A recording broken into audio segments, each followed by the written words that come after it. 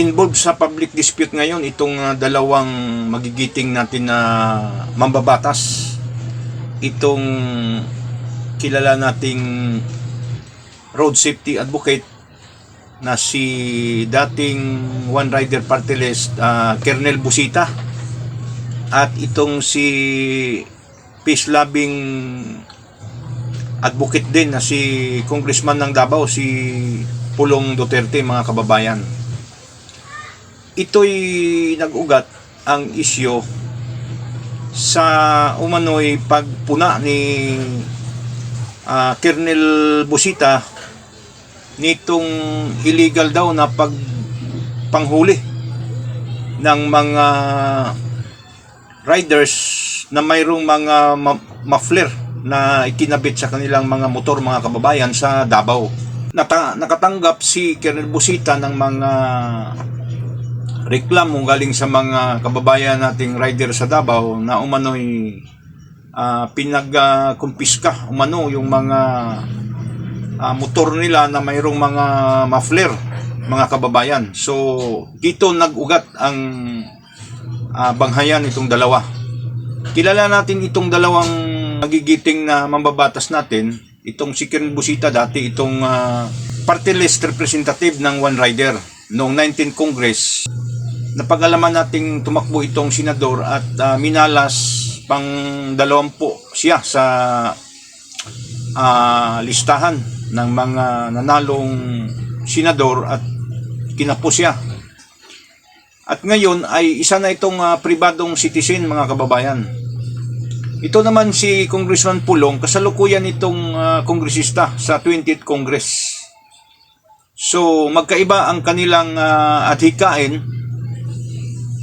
Itong si Congressman Pulong Duterte, pinanindigan niya na talagang balido at legal ang ginagawa nilang kumpiska sa mga muffler na nakakabit sa mga motorsiklo ng mga kababayan nating rider sa Davao. Ayon pa sa kanya, mga kababayan, binigyang diin niya na mayroong existing na city ordinance ang Davao hinggil dito sa usaping muffler, mga kababayan, under sa City Ordinance number 0334-12, ang pagprohibit or pagbabawal sa pagkabit ng mga modified mufflers o itong tinatawag nila na bura-bura, mga kababayan. Sobrang ingay naman talaga nito. At pumasok ito ngayon si Colonel Busita sa Davao at umano'y pinagpupunan niya yung mga taga City Hall at sinisigawan umano niya yung mga empleyado doon.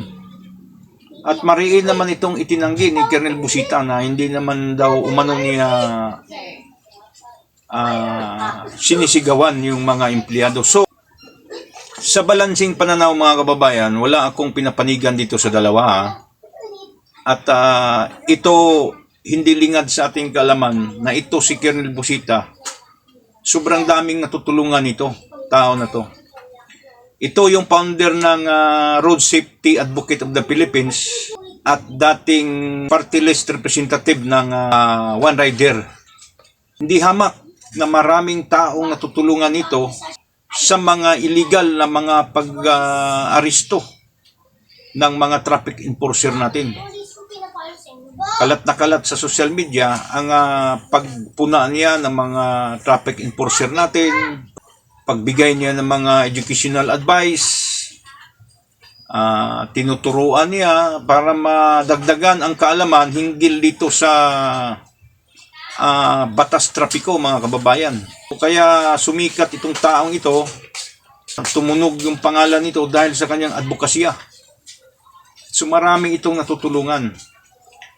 Dito naman tayo kay Congressman Pulong Duterte, mga kababayan.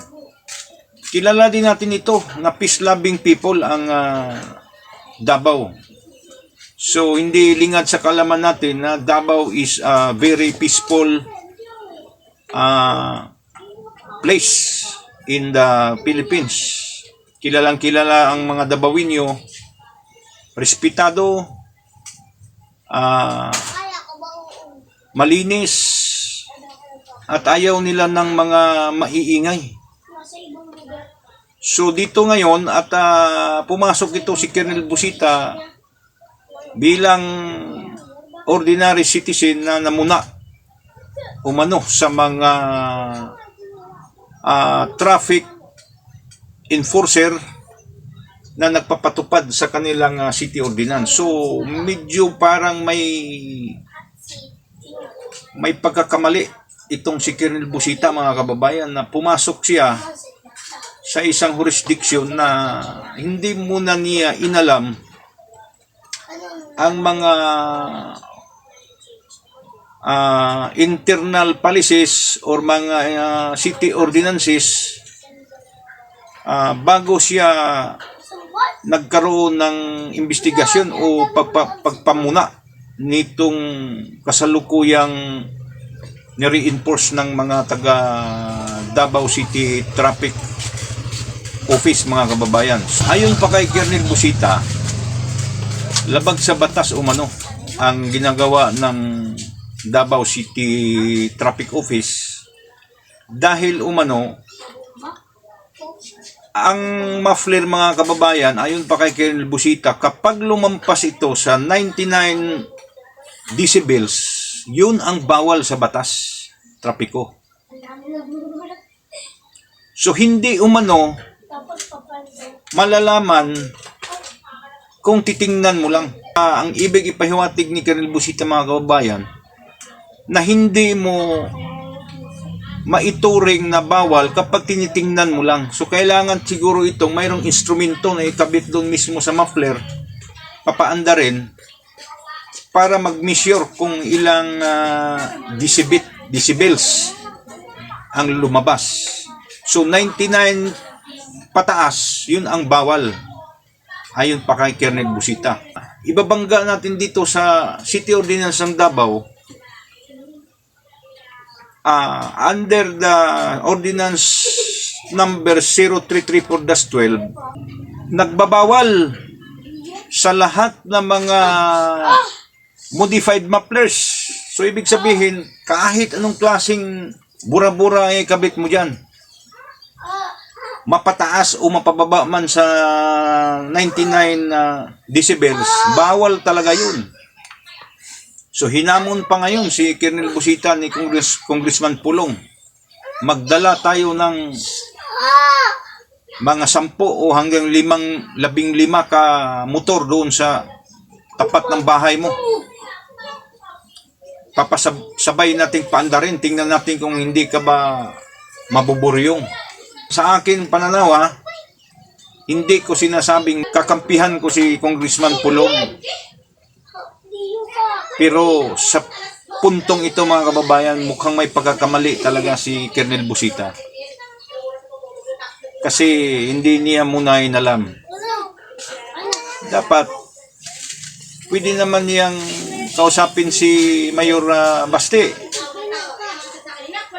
Mayor, mayroon ba kayong existing city ordinance hinggil dito sa illegal confiscation of modified mufflers?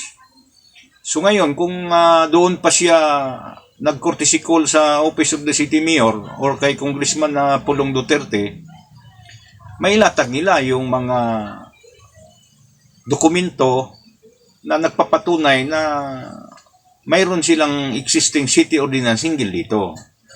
So dyan lang rin ang pagkakamali ni Colonel Busita na pumasok siya sa isang local government unit na basta-basta lang siya naninita, basta-basta. Para bang ginawa ba niya yung mga dati niyang mga ginawa na para bang basta-basta lang niyang sisitahin, pupunain o i-undergo niya ng informal lecture yung mga traffic enforcer hinggil sa panghuli ng mga lumalabag sa batas trapiko.